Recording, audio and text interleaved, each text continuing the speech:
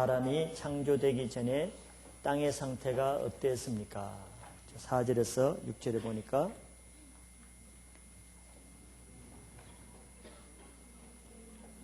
하나님께서 땅에 비를 내리지 않으셨다 그랬죠.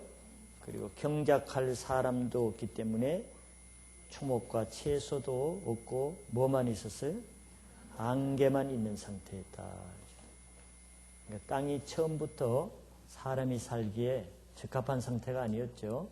하나님이 인간을 위해서 그 땅의 상태를 잘 적합하게 만들어 주심으로 나중에 사람이 살 수 있게 됐다는 것을 말씀하고 있습니다. 그 다음에 2번, 하나님께서 사람을 어떻게 창조하셨습니까? 사람은 어떻게 구성되었습니까? 죠?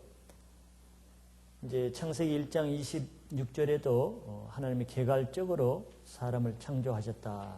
하나님의 형상으로 창조하셨다는 말씀은 하셨어요. 근데 여기는 좀 더 사람의 창조에 대해서 구체적으로 말씀하고 있습니다. 자, 먼저 하나님의 창조 방법은 사람을 여러분들은 어떻게 만드신 것 같아요? 하나님이 재료를 뭘로 쓰셨어요? 흙으로 만드셨어요. 그리고 나서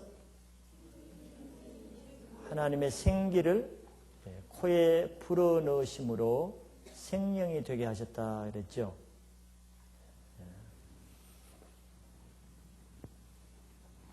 어떻게 보면 좀 섭섭하죠. 왜 우리가 흙 같은 거로 그렇게 지었을까? 그때 여기 보니까 호마노 이런 좋은 보석이나 금이나 이런 좀 좋은 걸로 좀 지으시지. 좀 섭섭한 감정이 있는 사람은 기도를 더 해보세요. 왜 그렇게 지었는가? 이게 우리의 재료는 자기 신분을 똑똑히 아셔야 돼. 우리 재료는 흙이라고. 더 정확하게 말하면 이 뜻은 먼지라는 뜻입니다. 그런데 방 쓸어요? 자기 방도 잘 안 쓰시지. 방 쓰면 먼지 나오잖아요. 그 먼지를 쓸어 모아가지고 사람을 만든 거야. 야, 너무하셨다. 이제. 먼지 쓸어가지고 사람 만드신 거예요. 그러니까 우리는 자존심 세울 아무것도 없어요. 먼지 주제에 뭘 자존심을 세웁니까? 먼지에다 뭘 이렇게 바르고 이렇게 꾸미고 해봤자 그 먼지가 그 먼지지. 네. 우리의 육체는 매우 하찮은 존재입니다. 시편 103편 14편에 이런 말씀이 있어요. 이는 저가는 하나님입니다. 저가 우리의 체질을 아시며 우리가 진토임을 기억하십니다. 하나님 우리 체질이 얼마나 약한가를 아세요. 또 우리 체질이 진토, 그 진흙이라는 것을 하나님이 아신다는 거예요. 얼마나 우리가 이 진흙은 육체를 말하는 거죠. 디모데후서 2장에 보면은 하나님의 집에는 그릇들이 여러 가지 그릇이 있다 그랬죠. 무슨 그릇? 금그릇, 또 은그릇, 또 나무그릇, 또 질그릇이죠. 그 중에 제일 못한 게 이 질그릇이거든요. 특히 다른 그릇은 견고하죠. 잘 떨어뜨려도 잘 안 깨지죠. 웬만큼 이렇게 한 대 주워박아도 끄떡 없죠. 큰 그릇이나 나무 그릇이나 잘 안 깨지고 잘 금이 안 가죠. 근데 질그릇은 조금 기분 나쁘다도 그냥 조금만 톡 때려도 금이 뚝 가고, 조금만 뜨거운 거 담으면 팍 깨져버리고, 더구나 설거지하다 떨어뜨리면 다 깨져버리고 박살나버리고, 이런 게 질그릇이잖아요. 그러니까 교회 와서도 질그릇들이 모여놓으면 맨 아프다는 거예요. 너 때문에 상처받았다, 기분 나쁘다, 화난다, 마음에 안 든다. 맨 질그릇들이 하는 소리들은 맨 똑같아. 아프다, 깨진다, 금 같다, 가슴에 못 박혔다, 맨날 이런 얘기야. 아, 너 질그릇이구나. 하나님이 그걸 기억하신대. 우리의 체질을 아시고 진토임을 기억하신다는 거예요. 그래서 그 15절에 보면은 인생은 그 날이 풀과 같으며 그 영화가 들의 꽃과 같도다 그랬어요. 질그릇 주제에 그 인생이 귀한 게 아니라 풀과 같이 잠시 왔다가 가을 되면 시들었다가 겨울이면 아예 없어지는 이런 존재로 만들었다는 거야. 그러니까 하나님의 다 뜻이 있겠죠. 우리를 사랑하시는 하나님이 우리를 무시해서 그렇게 하시지는 않았겠죠.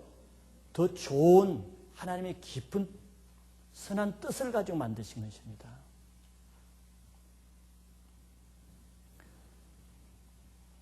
하나님은 일부러 우리를 가치 없는 흙으로 만드셨는데 그 이유가 제가 설교 때도 조금 말씀드렸죠. 고린도서 4장 7절에 성경이 그걸 말씀하고 있어요. 우리가 이 보배를 질그릇에 가졌으니, 질그릇은 우리 몸을 말하는, 우리 자신을 말하는데 질그릇에 가진 이유를, 왜 하나님이 우리를 질그릇으로 만들었는가 이유를 설명하죠. 이는 능력의 심이 큰 것이 어디에 있고 하나님께 있고 우리에게 있지 아니함을 알게 하려 함이라. 우리 주제 파악을 하게 하기 위해서 그랬다는 거예요. 우리가 이 질그릇으로 만들어 놓은데도 교회 와서 얼마나 폼 잡고 다니는 사람 많은데 고개 들고 사랑하고 자기 자랑하기 위해서 방언 하나 받아놓으면 하나 방언 받았다 말고 또 뭐 성경 좀 하면은 성경 많이 안다. 질그릇으로 만들어 놨는데도 질그릇 주제에도 계속 질그릇을 내세우는 거예요. 그런데 만약에 나무나 은그릇으로 만들었으면은 기고만장하겠지. 금그릇으로 만들어 놓으면 다 교주가 되어버릴 거야. 아마. 이게 아까 시편이 말한 하나님은 우리를 너무 잘 아시는 거예요. 우리가 얼마나 교만하기 쉬우며 얼마나 자기중심적인가를 아시기 때문에 우리를 안전하게 보호하기 위해서 질그릇으로 만들었어요. 네, 그래야 우리가 자기를 자랑 안 하고 우리 속에 나에게 은혜 주신 하나님을 자랑하고 나에게 임하신 하나님의 영광을 찬양하고 이렇게 하기 위해서 하나님의 선한 목적으로 이렇게 지으신 거예요.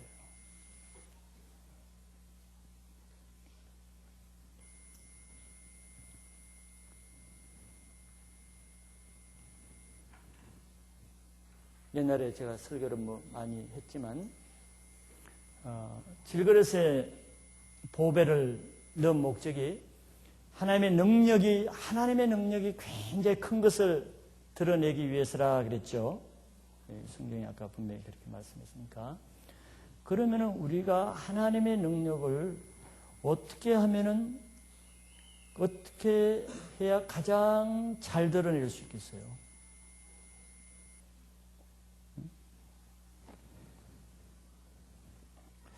미술학원을 안 다녀가지고 그림을 잘 못 그리거든.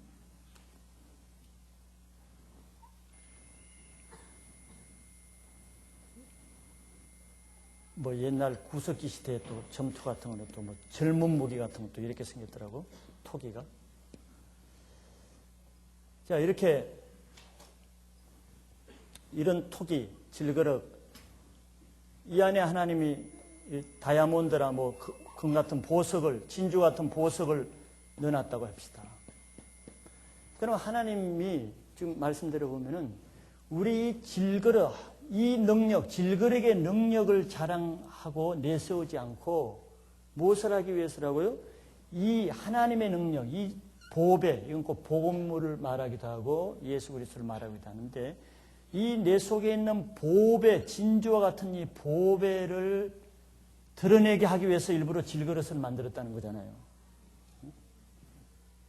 근데 만약에 무슨 금그릇 같은 이런 금상자 같은 데다가 이걸 만들면 어떻게 되겠어요? 이 금으로 만들었다. 이 안에 보석이 들었다. 사람의 능력은 다 이 금 금그릇에게 다 영광과 능력을 돌릴 거 아니에요. 아까 말한 대로 금그릇의 특징은 견고하다는 것이죠. 금이든 은이든 나무든 이거보다는 견고하잖아요. 하나님은 이렇게 견고한 그릇에 또 보기 좋은 그릇에 안 넣는다는 것이거든요. 보배를. 이거에 비해서 아까 잘 깨지고 잘 금이 가는 또 보기에 투박한 이런 데 넣는다는 것이거든요. 문벌도 없고 지혜도 없고 능력도 없는 일. 왜 이런 데도 안 넣냐 하면은 보배가 안 드러나기 때문에. 근데 이런 데 넣었는데 가장 보배가 잘 드러나는 상태는 어떤 상태겠어요? 이 질그릇이 깨어지는 것입니다. 깨어지는 것. 안 깨어지면 질그릇만 계속 남죠? 깨어져 버리면은 그 안에 보석이, 진주가, 보배가 가장 잘 드러나는 것이에요. 하나님이 왜 성경 시편에서도 하나님은 상한 마음을 받으시고 깨어진 마음을 받으신다는 말이 무슨 뜻이겠어요? 우리는 하나님이 계속 우리를 깨어지게 하시는데 우리는 안 깨어지려고 그러니까 그걸 자꾸 아프다 그러는 것이거든요. 아까 견고한 그릇에는 보석을 안 넣습니다. 안 깨어지는 사람. 바리새인과 서기관 사람, 완고한 사람.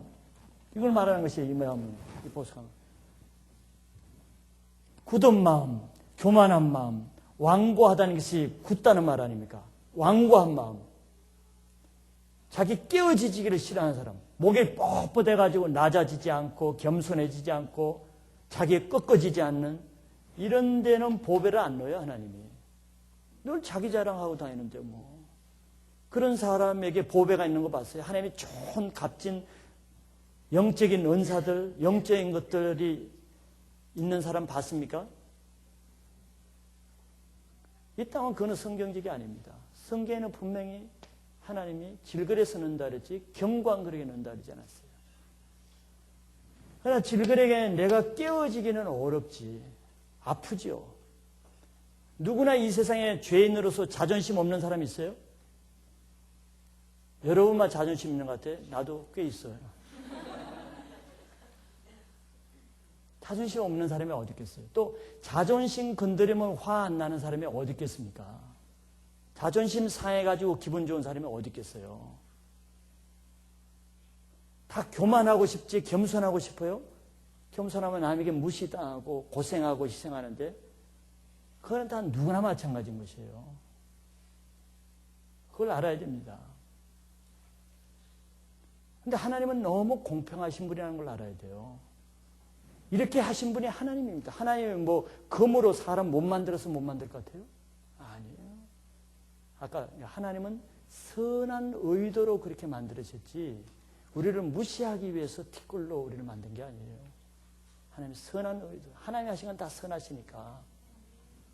그래서 하나님은 우리에게 늘 뭐라니까 예수님이 하신 주된 말씀은 누구든지 나의 제자가 되기 위해서는 나를 따르는 자는 자기를 부인하고 그 다음에 자기 십자가를 지고 나를 따를 것이다. 자기를 부인하는 게 뭡니까? 자기 자존심 부인해야 돼. 자기 교만한 거 부인해야 돼.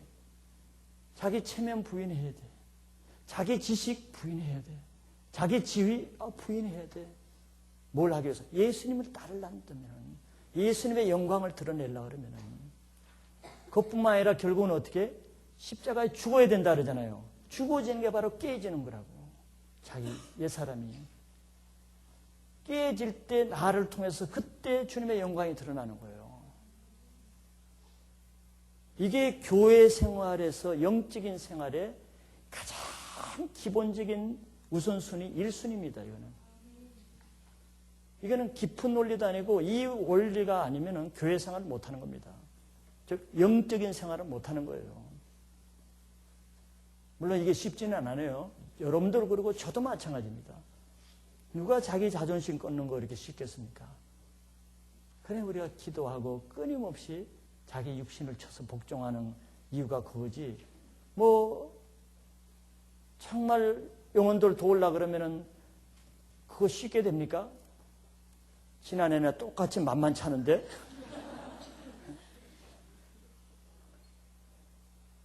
그러기 위해서는 바로 우리가 일대를 하라 영혼을 도우라는 것은 물론 사람을 돕는 것도 중요하지만 자기 훈련을 위해서 우리는 전도도 하고 영혼을 도와야 되는 거예요.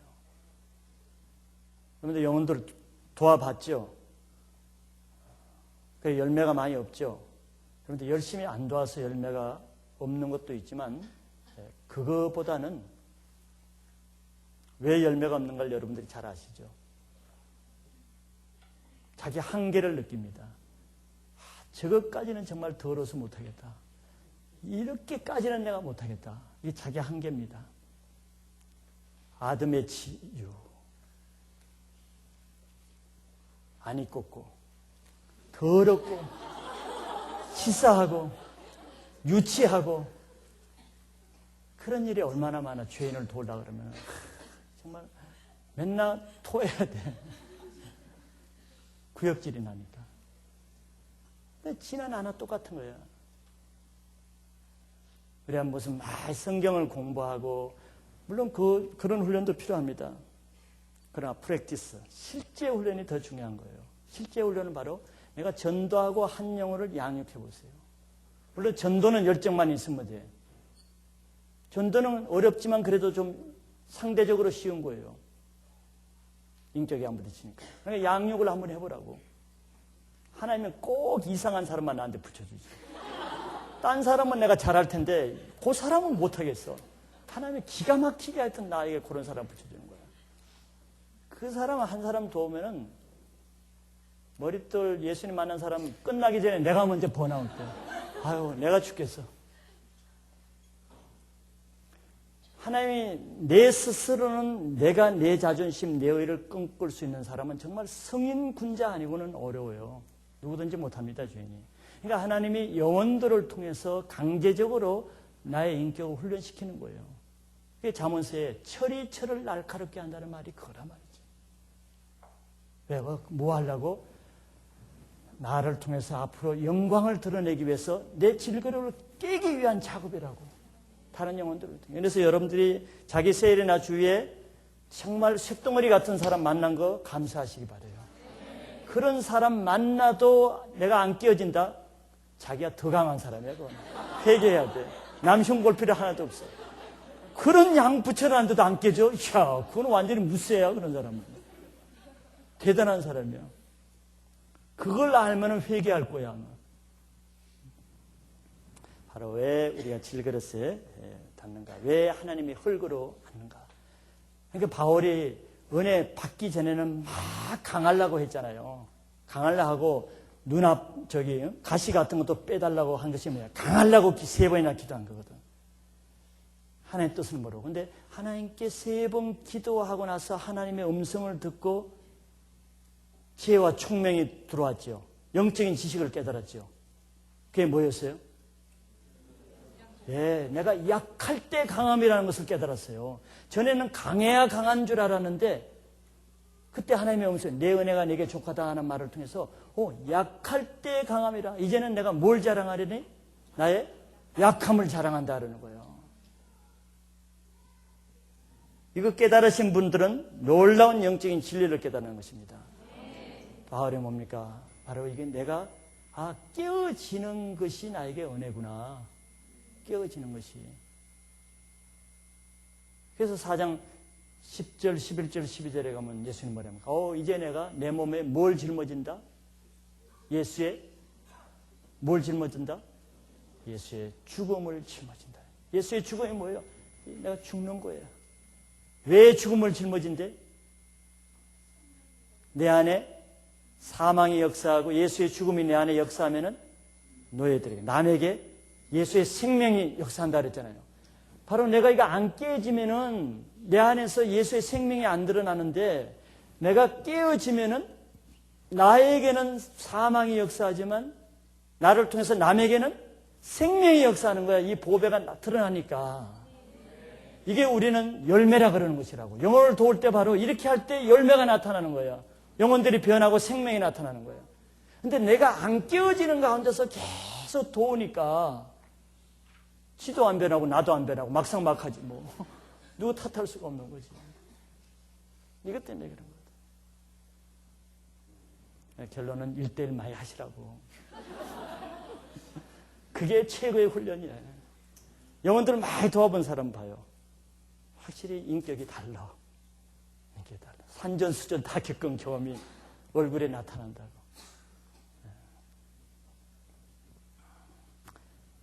여러분들 질그릇인 것을 깨달으시기 바랍니다.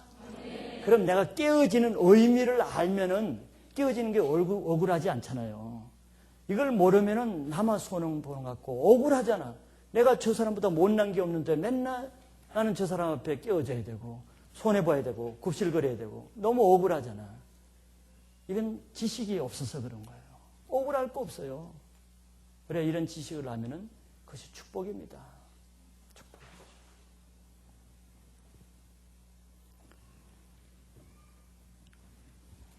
옆 사람과 인사합시다.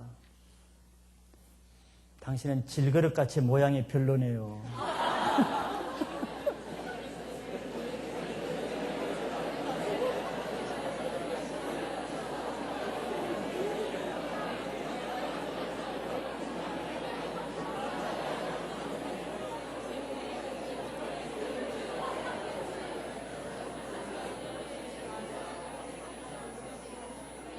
벌써 기분이 안 좋죠? 벌써 안색이 안 좋아. 내가 보니까 안색이.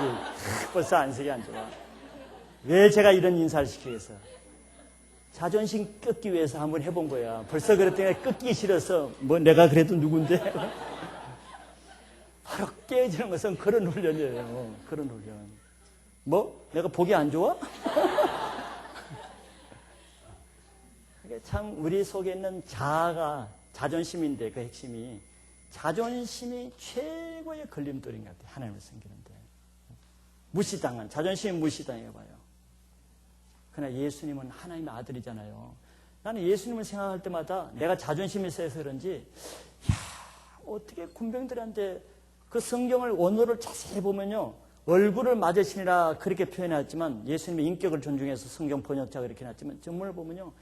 손바닥으로 예수님 얼굴을 따귀를 때리신 거라고. 나는 그걸 보고 정말만 눈물이 나오더라고. 아니 하나님의 아들인데 저 벌레 같은 그 하숙들한테 얼굴을 따게, 만약에 누가 나한테 우리 자매인 나 얼굴을 따게 버려? 나 목사 안 하고 말지.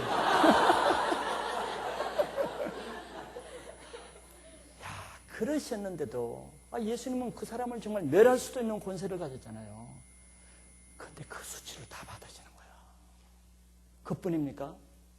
얼굴에 또 성경에 보세요. 침을 뱉었다고. 이야, 정말 무식해도 너무 무식하지. 하나님의 아들에게 침을 뱉었다고.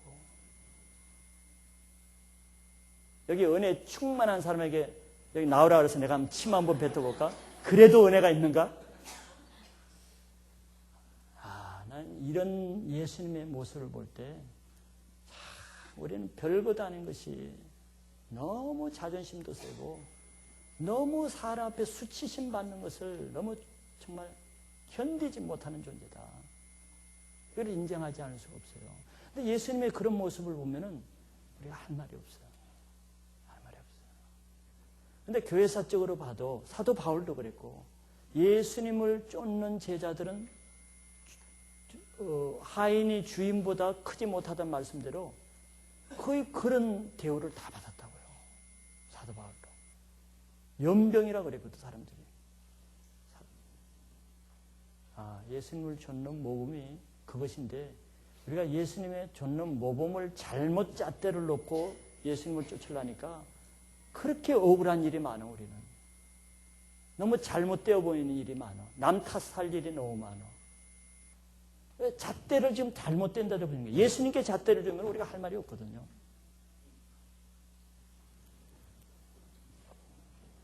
우리 좀 자존심 좀 죽입시다. 옆 사람과 이제 또 기도합시다. 인사합시다. 나는 이제 자존심을 다 버리기로 했습니다.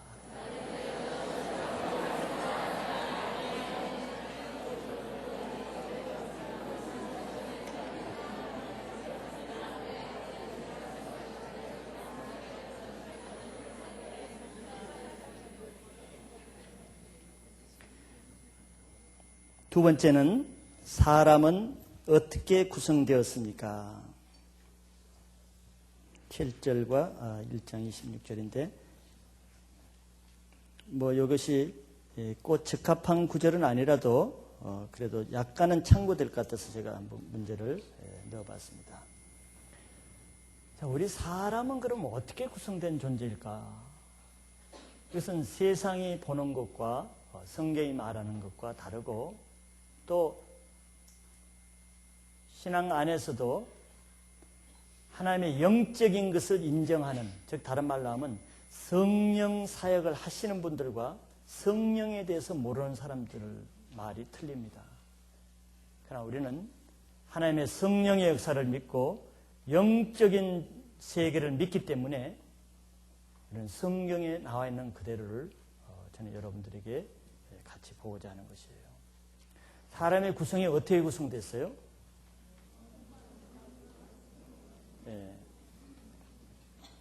영과 혼과 육으로 구성됐다 이렇게 말할 수 있습니다. 그러나 영적인 이런 것을 모르는 사람들은 영과 육으로 구성됐다 이 두 가지를 주로 말해요. 영적인 것을 모르니까. 그러나 사도 바울은 3층 하늘까지 경험했죠. 깊은 영적인 세계를 다 경험한 사도입니다.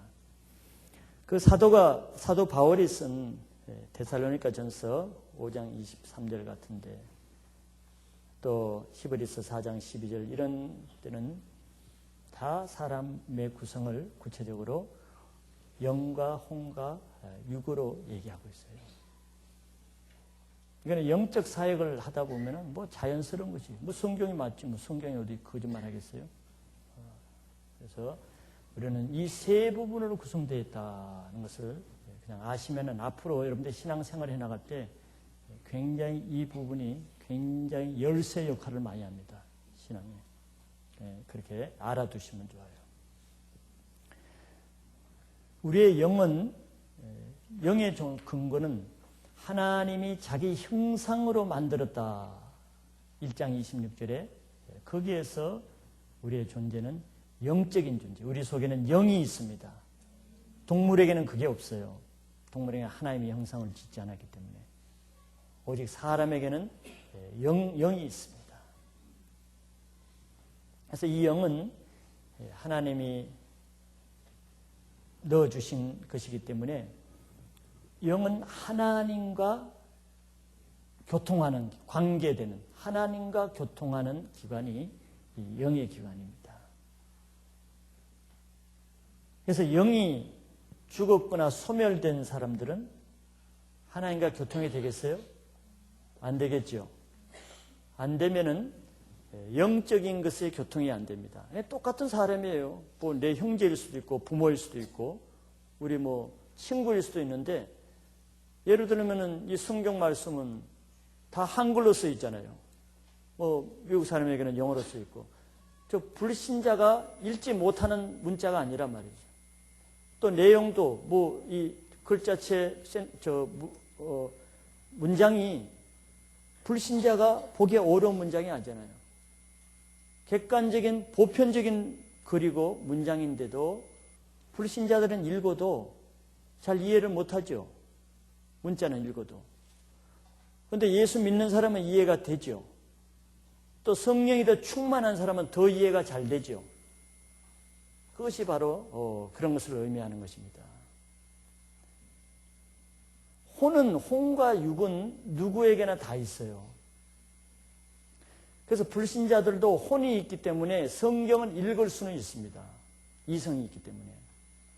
그러나 이 성경 내용은 영적인 것이기 때문에 영이 죽은 사람이나 영이 소멸되어 가는 사람에게는 영적인 이 말씀이 이해가 안 되는 것입니다. 물론 주일 설교도 마찬가지죠. 교훈적인 설교를 하면은 불신자나 믿는 자나 별 상관없이 다 이해를 합니다. 그러나 조금 영적인 설교를 하면은 차이가 딱 구분이 돼요. 영이 죽은 사람, 영이 소멸된 사람은 영적인 설교를 못 듣게 됩니다. 딱 전화 보면은 나타나거든요. 몸부림치는 그 용솟음이 나타나요. 괴롭다는 것이지. 안 들리니까. 일부러 그런 게 아니라 안 들리니까. 그럼 뭐겠어요? 똑같은 내가 한국말을 하는데 내가 어려운 말을 하는 게 아닌데 이유는 영적인 말이기 때문에. 예레미야서 6장 10절에 우리 그 말씀을 잘 알죠? 우리가 영적인 말씀을 듣기 위해서는 하나님은 내 귀가 할례를 받아야 된다 이렇게 말하고 있죠. 제가 늘 기도를 많이 하는 게 뭡니까? 우리 귀가 영이 열려서 영의 말씀을 듣게 해달라. 이 기도를 제가 참 많이 하는 편이에요. 그래서 성경이 그렇게 합니다. 귀가 할례를 받지 않으면은 하나님의 말씀을 영으로 받지를 못하게 돼 있어요. 그러니까 할례 받지 못하는 그 자연인의 그 귀로 하나님의 말씀을 들으면은 하나님의 말씀이 어떻게 들린다 그랬어요? 예.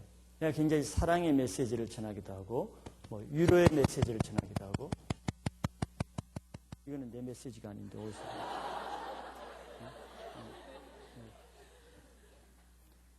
자, 이런, 영의 말씀, 좋은 말씀을 전할 때, 귀가 할례 받지 못한 사람은 그 말이 어떻게 들리느냐 하면은, 어떻게 들린다고? 자기에게 욕하는 것으로 들린다는 거예요. 욕이라는 것은 나쁘게, 악하게 들린단 말이에요. 그래서 실제로 영적인 설교를 이렇게 많이 하면요, 또 아까 두 가지로 나눠진다 그랬죠. 대부분의 영의 귀가 열린 사람은 영적인 설교를 해야 말씀이 잘 들리고 영이 살아나면서 은혜를 받습니다. 그리고 치유가 되고 회복이 돼요. 그게 정상입니다. 그런데 영적인 귀가 안 열린 경우에는 그때 굉장히 방해가 많습니다. 즉, 못 듣기 때문에 못 듣는 것으로 그냥 잠이나 잘 자고 가면 감사한 거예요. 근데 그 사람들은 또 잠은 안 자. 다 이렇게 보고 얼마나 잘 들는지 몰라. 근데 어떻게 들으냐? 자기를 공격하는 것으로 듭니다. 자기를 정죄하고 공격하고 치고 자기를 욕하는 것으로 듭니다. 예수님 설교할 때 바리새인들이 다 그렇게 들었기 때문에 예수님 돌로 치는 것입니다. 바리새인들에게 따로 설교를 안 했어요. 똑같이 세례나 창기들 했는데 똑같이 하는데 듣기에 따라서 그렇게 들었기 때문에 그런 겁니다. 이것은 바로 우리가 영적인 부분이 있다는 것을 증명하는 것이에요. 영이 살아있는 사람은 영의 말씀을 확실히 다르게 듣고, 영이 죽은 사람은 영의 말씀을 확실히 전혀 알아듣지 못하고 반대로 알아듣고 대항한다 하는 것이 딱 나타나는 것입니다.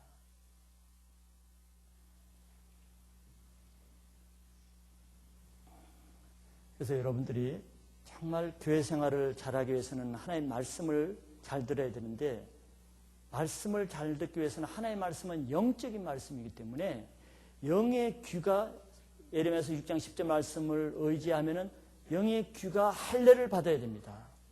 할례를 받아야 되는 거예요.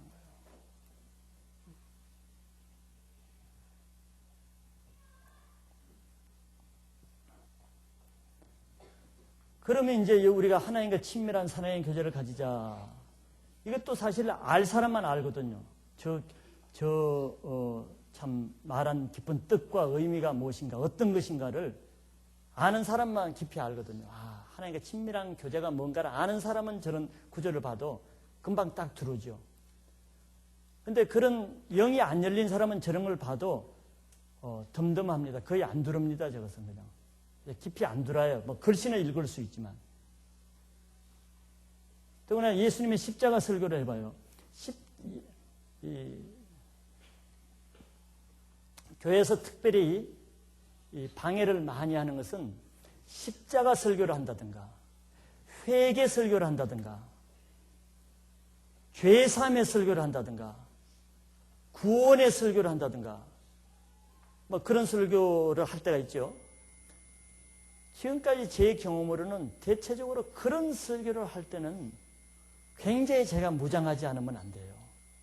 물론 설교가 다 똑같지만 특별히 지금 같은 그런 설교를 할 때는 벌써 사단이 알고 공격을 먼저 저에게 많이 합니다.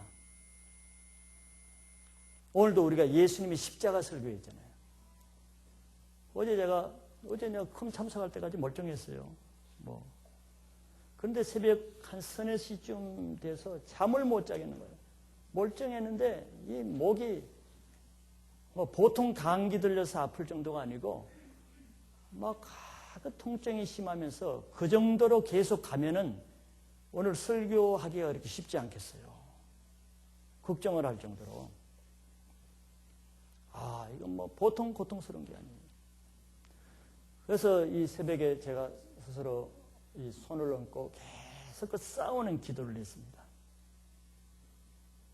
싸우는 기도를 했더니 집에서 이제 좀 하고 계속 할 때 지금 이제 거의 그렇게 어려움이 없죠. 조금 아프긴 해도.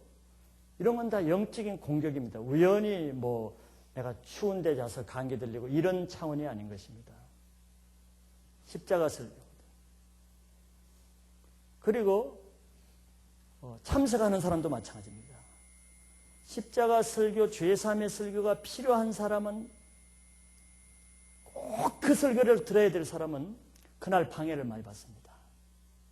사단이 방해해서 교회를 못 오게 하거나 듣지 못하게 하고 그 시간에 졸게 하거나 그런 설교를 하면 유난히 좋은 사람이 많습니다.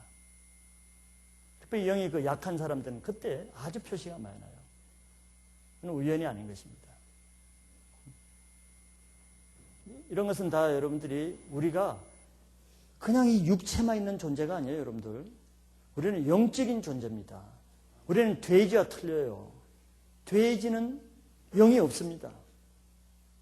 개는 영이 없어요. 아무리 영리해도. 인간은 틀린 것입니다. 특별히 교회 생활 처음 하시는 분들은 잘 아실 거. 교회 생활은 사회 생활을 장소로 옮겨서 하는 것이 아니라는 걸 알아야 됩니다. 장소는 똑같은 이런 건물이지만서도 신앙생활은 영의 생활이라는 걸 알아야 돼요. 두 번째는 교회를 오래 다녔으나 좀 종교 생활을 하신 분들이 알아야 될 거 있어요. 신앙생활은 의식이 아니라는 걸 알아야 됩니다. 예배 프로그램 의식을 행하고 기도 의식을 행하고 의식이 아니라는 걸 알아야 돼요. 이건 생명입니다. 생명력을 가지는 것이 신앙생활이지 생명력이 없이 의식만 해야 하는 것이 신앙생활이 아니에요. 그걸 알아셔야 됩니다. 큰 차이인 것입니다. 바리새인들은 평생 조상 대대로 정말 몇 대 크리스찬이라고 할 수 있는 몇 대 종교인들이잖아요. 그래도 예수님 편에서는 그들에게 생명이 없어요. 생명이 없이도 그렇게 열심히 할 수 있는 것입니다. 즉 신앙은 영으로 하는 것이지 혼과 육으로 하는 것이 아니다. 제가 그걸 좀 강조드리는 것입니다. 살리는 것은 뭐니? 영이니. 무엇은 무익하니라? 육은 무익하니라. 예수님 말씀이에요. 우리를 살리는 것은 영입니다. 그러니까 영이 살아야 되는 거예요. 네. 이번 특별 기도 시간에 기도 제목 하나 생겼어요. 여러분들 영이 살아나도록. 그러려면 귀가 할례받도록 기도하세요. 귀가 할례받도록. 영적인 말씀을 들을 수 있도록. 그 다음에 영과 혼으로 구성되어 있어요. 혼은 어떤 것이라고 할 수 있을까요? 예, 혼은 이 세상 또는 육신과 교통하는 기관입니다. 그러니까 이 세상을 살아가는 데 있어서는 혼이 절대적으로 필요해요. 혼 나갔다. 그러면 어떤 사람을 말이에요? 죽은 사람이죠. 혼이 나가면 안 되죠. 혼을 딱 붙들고 있어야 돼요. 그러니까 혼은 이 세상과 릴레이션십을 하는 거예요. 관계를 하는 거예요. 교통을 하는 것입니다. 그래서 혼은 예를 들어서 정신, 생각, 이성, 감정 이런 보이지 않는 이런 차원들이 다 혼에 속한다 할 수 있어요.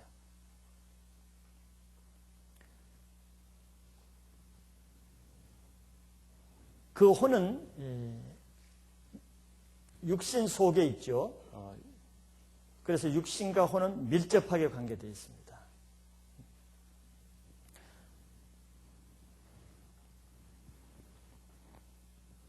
그래서 우리가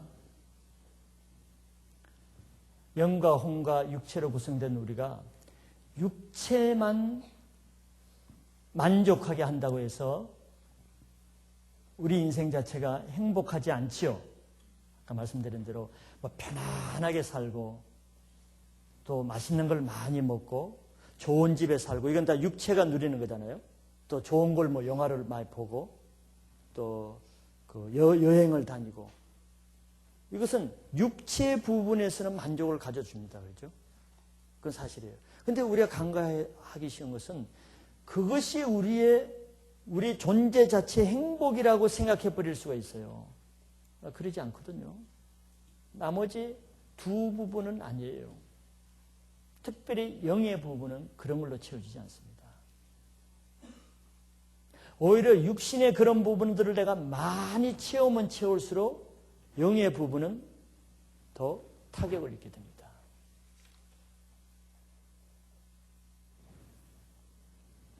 이거는 진짜 금요 철야 시간에 해야 될 걸 창세기 때 너무 깊이 들어가면은 어떻게 하지?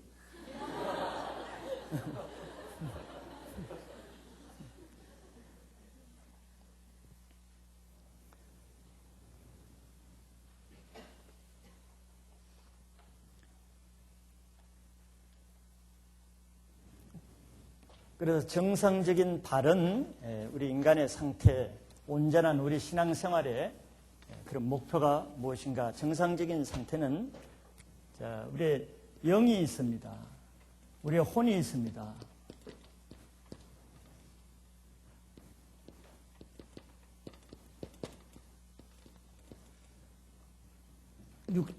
육신이 있습니다. 이게 우리 인간의 구성 세 부분인데 이런 상태가 되면은 우리가 정상적인 것입니다. 우리의 혼이 육신을 다스리고 지배하고 그러니까 혼은 내 정신이라 그랬죠.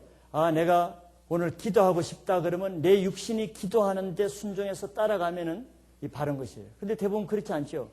근데 말씀으로 기도해야 된다는 생각이 들어왔는데 육신은 나 피곤하잖아 이렇게 말하고 있죠. 그러면 대부분이 이렇게 살죠. 육신이 혼을 이끌어가는 삶을 살아요. 나 졸리잖아 누워 자야지. 뭐가 육신이 그렇게 하는 것이죠. 그래서 바로 영으로서 육신의 행실을 죽이면 산다. 그래서 이 혼이 육신을 다스리고 그러면 이 혼은 내 영의 다스림을 받아야 되는 거예요. 내 생각대로 다 살면 안 되는 거예요. 내 영의 지시를 받아야 돼요. 그래서 내 영은 내 혼을 다스리고 내 혼은 육신을 다스리는 이런 관계가 될 때 왜 아까 내 영은 하나님과 교통하는 기관이거든요. 내가 하나님 중심적으로 살게 됩니다. 근데 대부분 이렇게 육신적인 사람은 반대로 산단 말이지. 반대로. 내가 아무리 영의 인도함을 받아도 세상의 이유와 핑계를 두고 혼의 사고로 이것을 바꿔버리고 혼은 육신으로 바꿔서 이렇게 살아요. 이것을 육신적인 삶이다 이렇게 말해요. 그래서 우리는 이 세상에 사는 우리에게 중요한 관건은 이 가운데 있는 이 혼의 역할인 것입니다. 혼은 우리의 이성, 판단력, 사고, 정신 이런 부분들이 다 혼에 들어가 있는데 제일 영적인 생활을 못하게 하는 부분이 이 부분에서 다 방해를 받는 거예요. 그래서 사단은 이 부분을 가지고 우리를 방해하고 장난치거든. 생각과 감정과 이런 것을 통해서. 그래서 이 세상에서 우리가 구원받는 것은 이 두 가지거든요. 이 세상에서 우리의 구원은 이 두 부분입니다. 우리가 구원받는다 할 때. 육신은 이 세상에 구원받아요, 못 받아요? 못 받죠. 육신은 언제 구원받아요? 우리가 부활할 때, 부활체로. 그때 가서 온전해지지. 이 육신은 말 안 들어요, 이거. 육신이거든요. 근데 이 세상에 구원받을 때 이 둘이 구원받는 거예요. 영이 구원받는 건 알죠. 우리가 영이 살아면 금방 하나님이 살아계신 믿어지고. 근데 우리는 대부분 영만 구원받으면은 이제 구원됐다 이렇게 말하기가 쉬워요. 그러면은 이 사람은 인격이 없는 굉장히 터프한 아주 예수님을 욕먹이는 그런 삶을 살게 되는 거예요. 그러나 그 사람 구원 안 받은 건 아니에요. 영이 구원받으면 우리가 구원받는 거거든. 왜 우리가 훈련이 필요한가? 바로 이 혼의 구원을 위해서 이 훈련이 필요하다. 베드로전서 1장 9절을 한번 보세요. 그것이 바로 그게 나와 있습니다. 베드로전서 1장 9절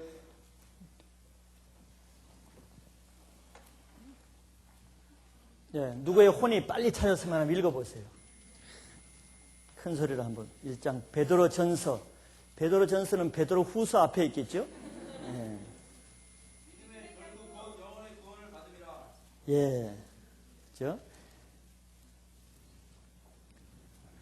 영어 번역을 보면은 믿음의 결국이라는 것은 우리의 믿음의 목표를 말하는 것입니다. 이 세상에서 우리가 믿음 생활, 신앙 생활하는 목표가 영혼만 구원받는 게 아니야. 이거는 기본적인 것이고 믿음의 목표는 뭐냐? 영혼의 구원이다. 이 우리말 성경은 조금 좀 불분명한 데가 있어요. 우리말은 영도 영혼이라고 번역해놓고 혼도 영혼이라고 번역하고 이 영혼을 같이 번역해버렸어요. 이게 이제 이분법으로 보는 것이거든요.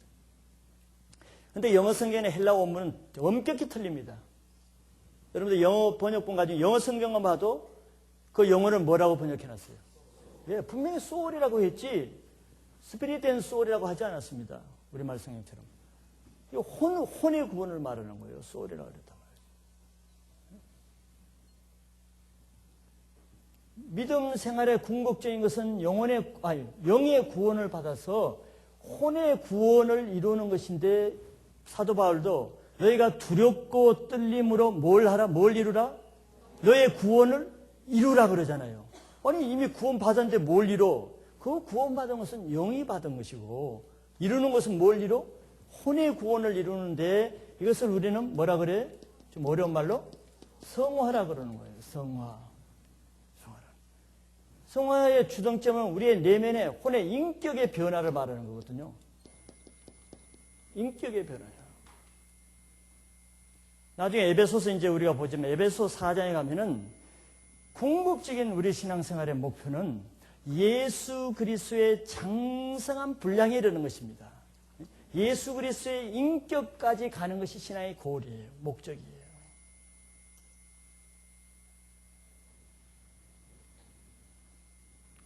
창세기 수준을 넘어섰어요. 패스 넘어갑시다.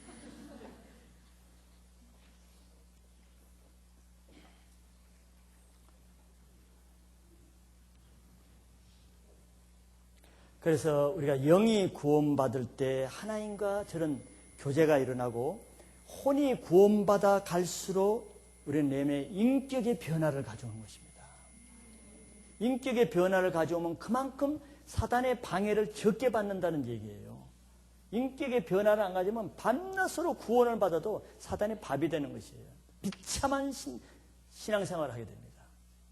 아주 초라하고 무기력하고 맨날 사단에게 짓밟히는 이게 바로 혼의 구원을 신경을 쓰지 않기 때문에 그런 거예요.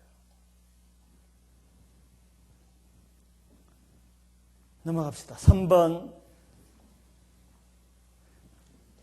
사람은 다른 피조물과 어떻게 다른 존재입니까?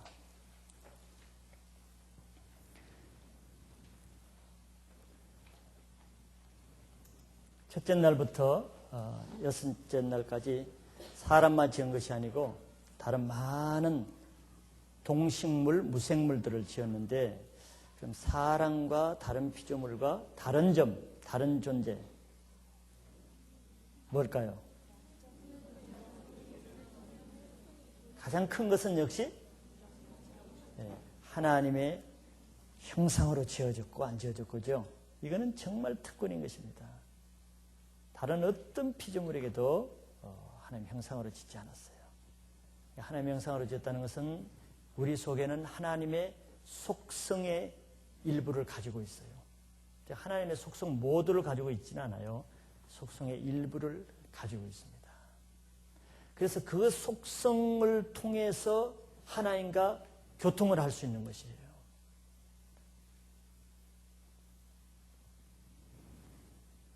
그 다음에 또 다른 것은 뭐가 차이가 있을까요?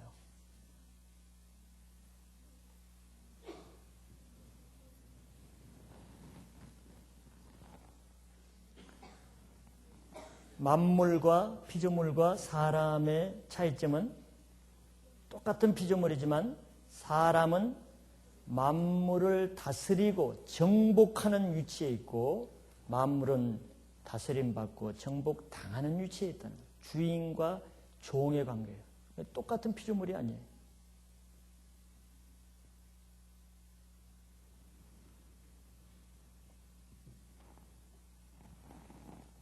그래서 우리는 심지어는 우리도 동물군에 속하긴 하지만 다른 동물과는 근본적으로 틀립니다.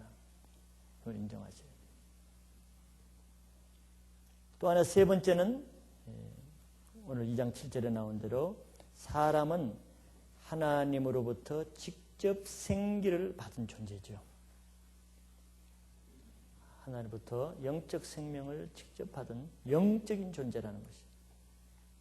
다른 동물은 영적인 존재는 아닙니다. 혼적인 존재인데도. 사람은 피조물 중에 독특한 위치를 차지하고 있는 거예요. 그다음에 4번, 하나님께서 사람을 어디에 두셨습니까?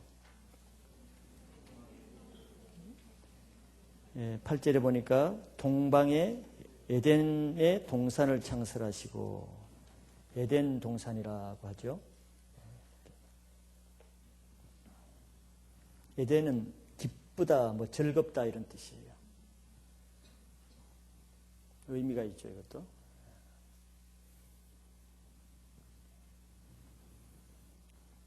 그 다음에 5번, 에덴 동산에는 어떤 나무들과 강들이 있습니까? 인간이 살도록 지으신 에덴 동산은 어떠한 곳입니까? 자, 우선 어떤 나무들이 있죠, 에덴 동산에? 나무가 많지요.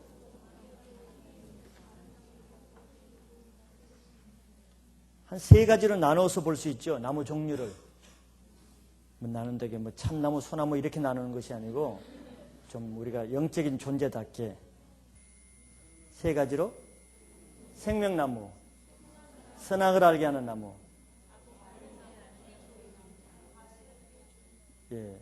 우리가 보기에 아름답고 먹기에 좋은 나무, 이 세 가지로 나눌 수 있죠.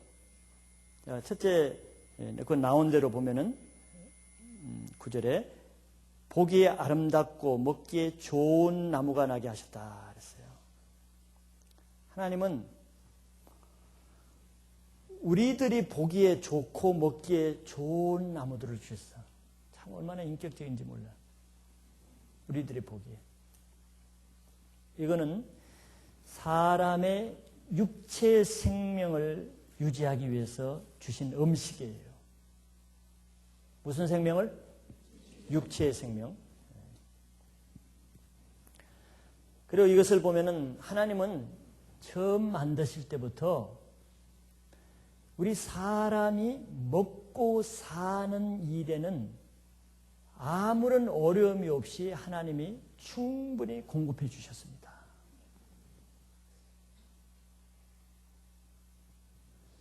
그냥 보기에 아름답고 먹기에 좋은 것을 그냥 먹는 즐거움을 주셨어요. 그냥 먹으면 돼요. 하나님 주신 것을. 자, 이것은 우리가 다시 생각해 보면은 우리 인간은 먹고 살기 위해서 애쓰며 시간을 버리며 낭비하는 그런 인생으로 지으신 게 아니에요. 먹고 사는 것은 하나님이 주신 것을 그냥 받아 먹게 하셨어요. 우리는 나를 잘 먹고 잘 살기 위해서 일하는 존재가 아니라는 것이에요. 뒤에 가면 알겠지만 하나님을 위해서 살기 위해서 태어난 것이지 그냥 과일 따먹는 재미로 살게끔 하지 않았어요. 그거는 그냥 수단이에요. 목적이 아니에요. 먹고 사는데 너무 인생을 걸지 마세요. 그러면 인생이 초라해집니다. 자, 두 번째 나무는 동산 중앙에 있는 나무인데 생명나무. 생명나무라는 것은 그것을 따먹으면은 생명을 풍성하게 하기 때문에 생명나무라 이렇게 말하는 거예요. 이거는 사람의 영적 생명을 유지하는 나무들이에요. 아까 나무는 무슨 생명? 육적 생명. 이것은 무슨 생명? 영적 생명. 차이가 나죠? 이 나무를 따먹으면 우리의 영적 생명이 풍성하게 되는 것입니다.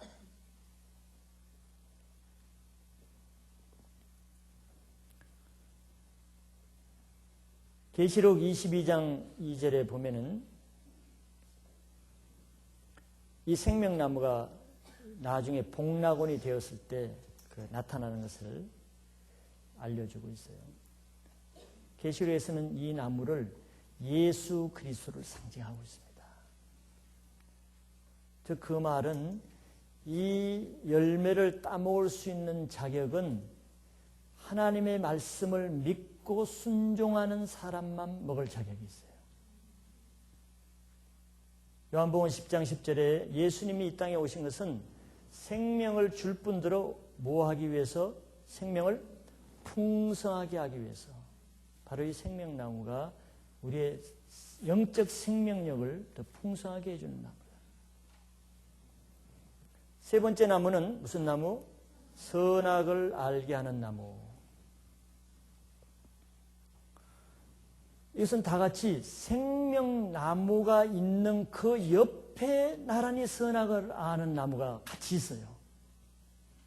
따로 저기 멀리 찾기 어렵게 꼭꼭 숨겨놔서 선악과 나무가 있는 것이 아니고 생명나무가 있는 그곳에 동시에 선악을 알게 하는 나무가 있다.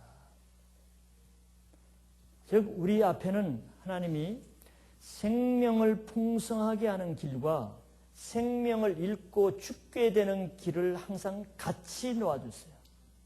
항상 같이 있습니다.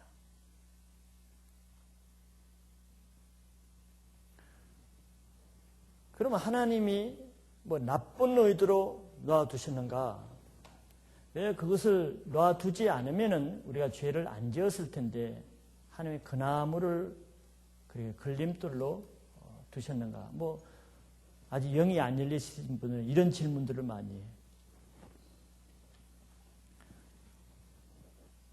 그러나 하나님이 하신 모든 것은 다 선한 것을 우리가 믿어야 됩니다. 네, 하나님은 선하신 분이기 때문에. 그거를 믿을 때 성경의 많은 것들이 잘 이해가 되고 풀리게 됩니다. 하나님의 성품을 바라할 때. 아까처럼 그렇게 질문하는 사람은 첫 번째는 무슨 문제에 걸리냐? 하나님이 선하지 않을 수도 있다는 하나님의 성품을 신뢰하지 않은 마음 때문에 그런 의문과 질문이 생기는 거예요. 선악을 아는 나무를 거기에 주신 것은 하나님은 우리 인간은 하나님의 말씀을 지키며 살아야 되는 존재임을 알려주는 메신저 나무입니다. 그러니까 우리에게 도움이 되는 거예요. 메시지란 말이에요. 경고와 책망의 메시지. 우리가 교회에서 왜 하나님의 말씀을 잡고 책망도 하고 경고도 하는 메시지입니까? 그것이 우리를 마하게 죄를 짓게 하기 위해서입니까? 아니죠. 죄를 지을 수 있는 것을 미리 방지하고 내가 어떻게 살아야지 하는 것을 경책하고 알려주는 길잡이가 되는 말씀 아닙니까? 선악과는 바로 그것이에요. 우리 인간이 어떻게 살아야 되는 것인가를 그 나무를 볼 때마다 내 존재, 내가 어떤 존재지? 무엇을 위해 살아야 되지? 어떻게 살아야 되지를 알려주는 메시지가 계속 그 나무를 통해서 우리에게 나오는 나무란 말이지. 이해가 되세요?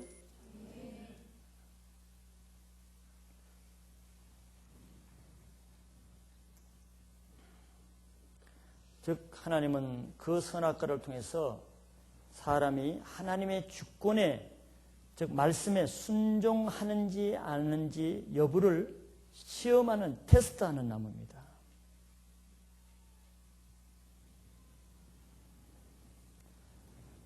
그러면 선악과를 안 놔뒀으면 사람이 죄를 안 지었을까? 하나님이 하신 일에는 가정은 없습니다.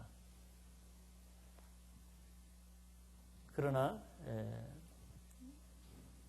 그런 질문을 하시는 분들을 위해서 그냥 가정을 한번 해보면은, 선악과를 없었으면은 아담과 하와가 죄를 안 지었을까요?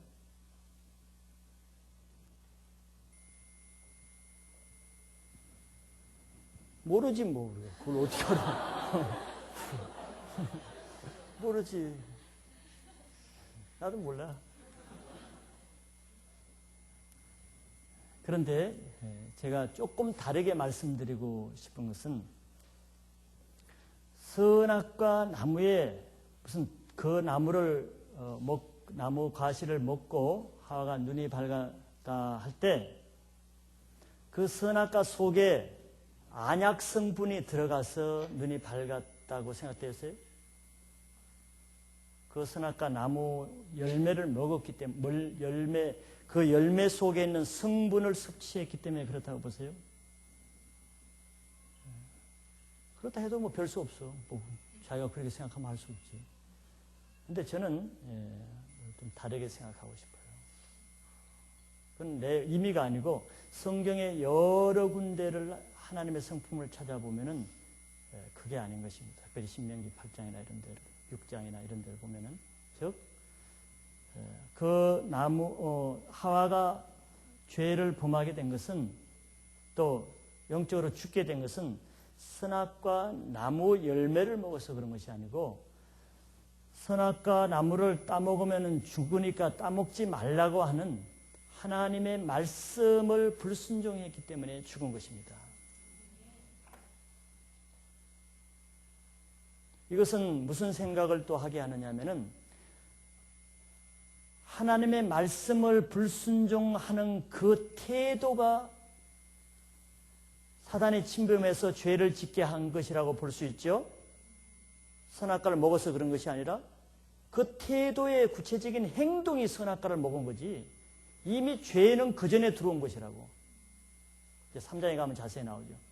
사단의 말을 더 믿고 하나님의 말씀을 의심하고, 따먹기 전에 이미 하와는 죄를 지어서 하나님의 말씀을 의심하는, 믿지 않는 죄, 이런 죄. 그런 죄의 열매가 선악과를 따먹은 것입니다. 그렇기 때문에 하와의 그런 하나님의 말씀을 믿지 못하고 순종하지 않는 그런 하와라면은, 그게 선악과가 없어도 하와는 다른 방법으로 죄를 지을 수 있습니다.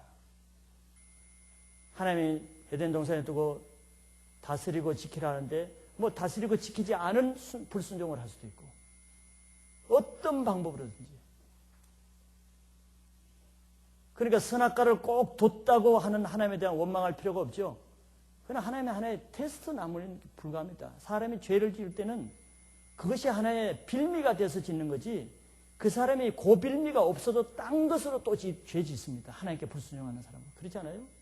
그렇게 되어 있는 것이에요. 그러나 하나의 사람의 마음을 테스트하는 나무에 불과한 거예요.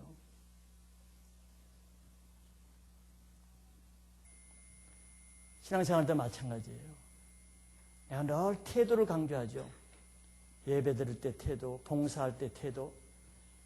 그 태도가 그 태도입니다. 안에서 새는 바가지, 밖에서 씁니다. 그 바가지가 그 바가지예요. 여기 있으면 내가 이 일을 하면 잘할 텐데, 나 이 일은 정말 마음에 안 맞아. 저 일은, no. 그렇지 않다는 걸 여러분이 꼭 알아요. 그 사람의 그 태도가 그 태도입니다. 그 사람의 그 인격이 그 인격이에요. 그 사람이 그 일을 만나서 걸림돌이 되는 것 같지만, 그 사람이 딴 일을 맡아도 꼭 그 사람은 그 태도로 합니다. 그래서 제가 어떤 부서나 책임을 맡으면 맡은 자에게 구할 것이 충성이다. 고린도서 4장 2절을 강조하죠. 굉장히 중요합니다. 여러분 아세요? 적은 일에 충성하는 자가 하나님 큰 일을 만다. 이거 태도를 굉장히 보신다는 것입니다. 하나님만 맡겨놓고. 하나님은 그걸 통해서 하나님께 영광되고 기쁜 방법으로 하기를 원하는 거예요. 근데 그것을 마지 못해 기분 나쁘게 그냥 불충성하고 그런 모습은 굉장히 마음 아픈 모습입니다. 하나님이 그거 나중에 뺏어버리거든요. 그런 직분을 그렇게 하면. 정말 하나님의 기쁨으로 영광되게 하지 않으면. 그럼 내가 그 일을 하기 때문에 내가 이 일을 하니까 그렇지. No. 그 사람이 평소에 하나님에 대한 그런 태도를 가졌는데 그 사람이 그 일을 만나서 그 태도가 잘 나타나는 거예요. 본성이. 그래? 평소에 하와에게 다른 하나님에 대한 불신이 선악과를 만났을 때 그것이 잘 나타나는 것뿐이다. 말이에요. 그 마음이 그 마음이고 그 사람이 이 일을 하면은 이 일에도 이렇게 하고 저 일을 하면 저 일에도 저렇게 하는 거예요. 충성된 사람 많다고요. 어려운 일을 맡겨도 충성된 일을 하고 아주 하지 않은 일을 맡겨도 그 사람 충성된 일을 합니다. 왜? 태도가 그렇기 때문에.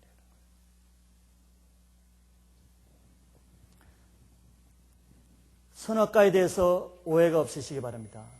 선악과 나무라지 마세요. 선악과 억울합니다.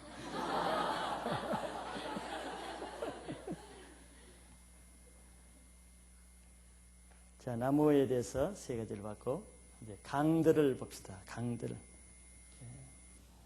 강은 네 강이 흘렀죠. 첫째 강은 무슨 강? 비손이라고 나오죠.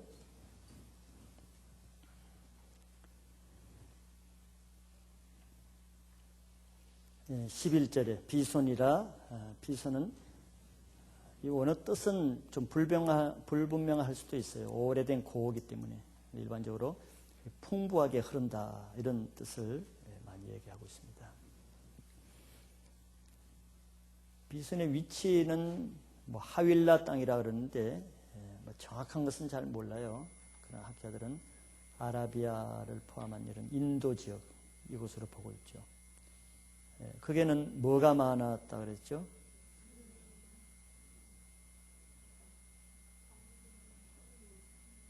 예, 금이 많고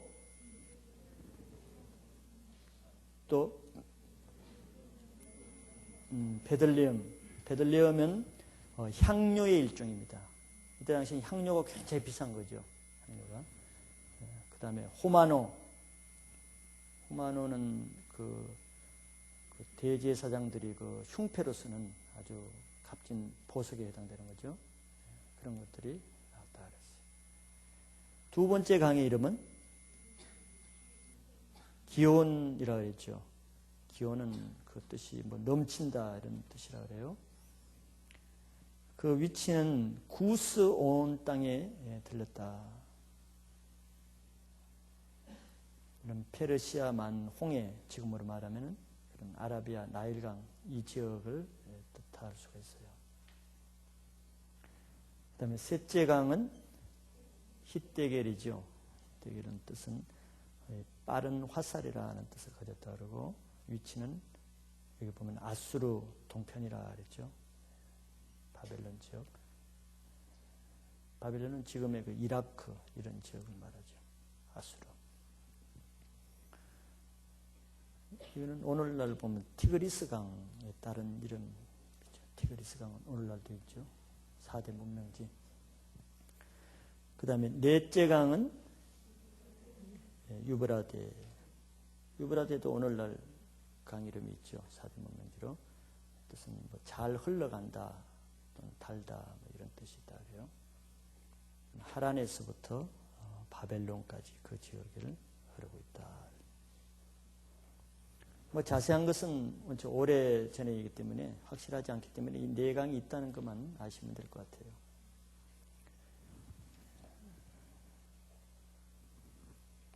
그 다음에 인간이 살도록 지으신 에덴 동산은 어떠한 곳입니까?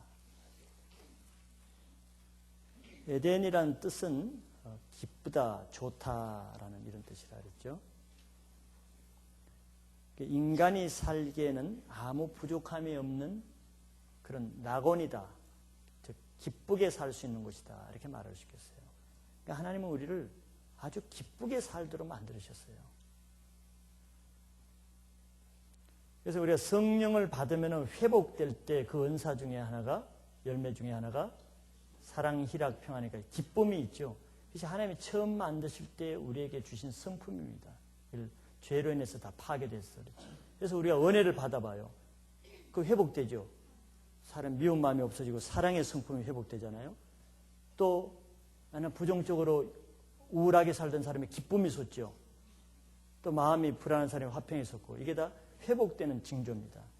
근데 에덴 성사는 바로 이런 원래 우리의 성품이 맞게 회복되는 성품이 맞게 살 수 있는 아주 기쁨이 많은 그런 동산이었다고 볼 수가 있는 거죠.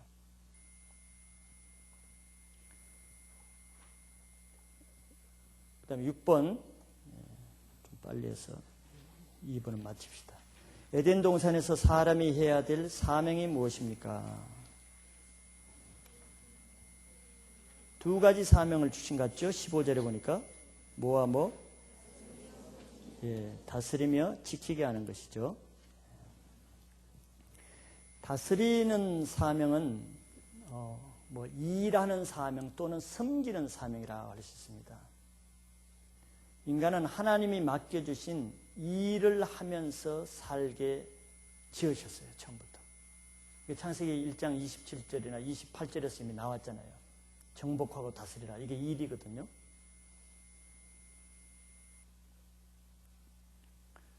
그래서 창조 때는 하나님이 그 창세기 28장에서도 말씀드렸지만 그 사명, 일을 하는 것이 뭐라 그랬어요? 축복이라 그랬습니다. 복을 주어서 일을 맡겼으니까 사람은 일을 할 때 가장 기쁘고 행복감을 느끼게 창조하셨어요. 그것이 일하는 데 다스리는 그 사명에 축복을 했었기 때문에.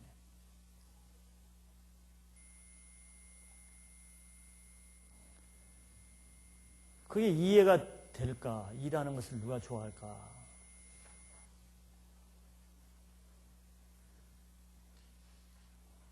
일이라도 일 나름이잖아요. 우리가 예를 들어서 축구를 한다. 축구가 아마 일로 따지면 보통 일이 아니죠. 땀을 엄청나게 쏟잖아. 그 다음에 다 다리 아리백일 정도잖아. 보통 준노동이 아니거든. 그런데 사람이 그 축구를 일로 따지면 축구를 할 때는 그렇게 뭐 피곤함이나 하기 싫은 거나 짜증내면서 왜 이걸 해야 되는가, 왜 이걸 하는 의미가 뭔가 이렇게 막 따지면서 하는 사람이 없죠. 대부분 기쁘게 하죠. 축구를 좋아하는 사람은. 뭐 다른 것도 마찬가지고 자기가 좋아하는 일을 하면은 바로 이 일은 원래 그렇게 축구를 하듯이 그렇게 힘들게 보이지만 기쁨으로 하게끔 창조하셨는데 나중에 그 타락하면서 일이 나쁜 것으로 나중에 3장에 나오죠. 이마에 땀을 흘려야만 일이 될 수 있는, 그러나 은근키가 나서 소득은 얻게 하는, 이래서 이 일이 이미지가 달라졌을 뿐입니다.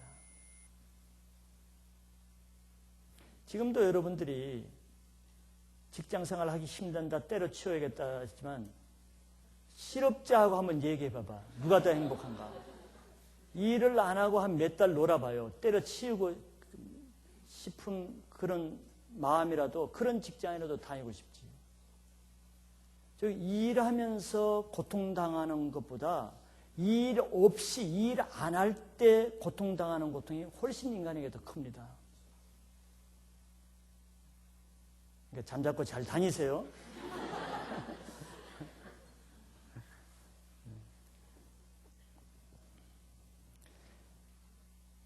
이 7일째는 안식일을 주셨잖아요. 이 안식일을 칠 때 쉬라고 하는 것도 그 의미를 자세히 살펴보면은 6일 동안 일하는 것을 전제로 하신 말씀입니다. 그죠? 6일 동안 계속 놓으면은 안식일 의미가 없잖아요. 일의 개념이 타락 이후에 달라서 그렇지 하나님은 우리를 일하는 존재로 만들으셨습니다. 그런데 일하는 것이 보세요. 여러분들이 은혜 받기 전에는 교회 와서 뭐 좀 봉사하라 그러면 막 마지못해서 뺀질거리고, 토요일 날 좀 예배 준비하라 그러면 어떻게든지 빠지고 안 나오고, 그런데 은혜를 딱 받아봐봐. 그전에는 그렇게 뭐 관절이 쑤셔서 못하느니 뭐 신경통에서 못하느니 그러는데 그 신경통이 어디 갔는지 그 다음부터는 막 의자를 날리고 기쁘게 하고 그러죠. 똑같은 일인데도 보세요. 하나님의 창조 질서가 회복된 가운데 하나님을 위해서 섬기고 일할 때는 힘드는 줄은 모릅니다. 기쁘지. 하나님을 위해서 하는 일이기 때문에. 그러나 하나님의 형상이 없이 세상 일은 물론이고 하나님의 일을 하려고 그러고요. 그거는 고역이고 정말 그거는 저주입니다. 네, 그런 의미에서 지금 이걸 봐야 되는 거예요. 다스리라는 것은 힘든 일이 아니라 굉장히 특권이고 재밌고 즐거움으로 하는 것입니다. 그래서 여러분들 하나님의 일을 할 때는 기쁘게 즐겁게 하세요. 그래야 그것이 하나님께 영광이 되고 자기에게 상급이 됩니다. 자기의 영성에 유익해요. 이양할 것 같으면. 두 번째는 지키게 하라는 것이죠. 뭐 이건 여러 가지가 있겠습니다만은 뭐 근원적으로는 하나님의 말씀을 지키는 것입니다. 다른 말로 하면 에덴 동산에 주신 하나님의 창조 질서를 지키는 거예요. 즉 하라는 것은 하고 하지 말라는 것은 안 하고 하는 그 질서를 지키는 것입니다.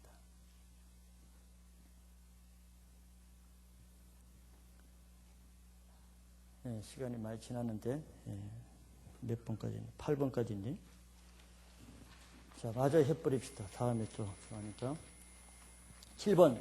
에덴 동산에서 하나님께서 사람에게 허락하신 자유와 금지하신 계명이 무엇입니까?